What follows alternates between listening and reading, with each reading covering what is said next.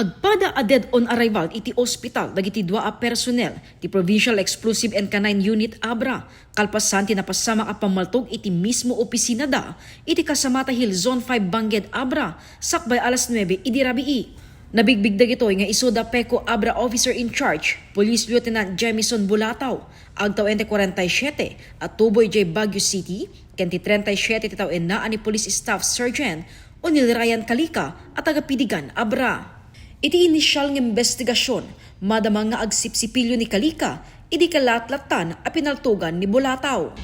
Ni Police Lieutenant Bulataw kat nakaidan ay ti Dana di Romnan, idi ni PSSG Kalika kat agtutot pras, idi kat panamat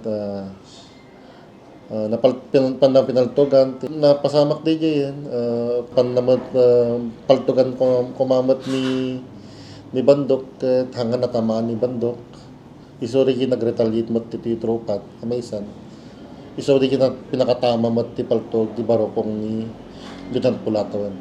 Saan met anadangran ni Police Senior Master Sergeant Edwin Bandok. Nagsagaba ni Kalika tupat atama ti bala ti paltog iti kanigid a barokong na idinto barokong ken babati buksit na ti tama ni Bulataw. Rumrumar nga adda dati asusik dagiti dua.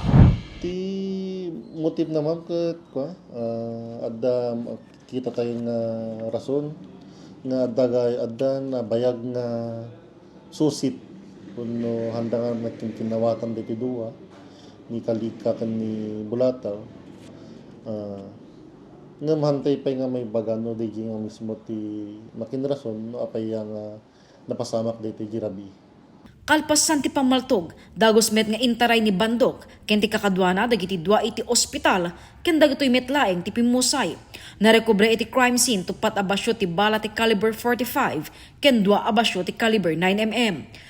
Agtultuloy tinononeg nga investigasyon tapnon madeterminar no apay aginandat a pinaltugan ni Bulataw ni Bandok.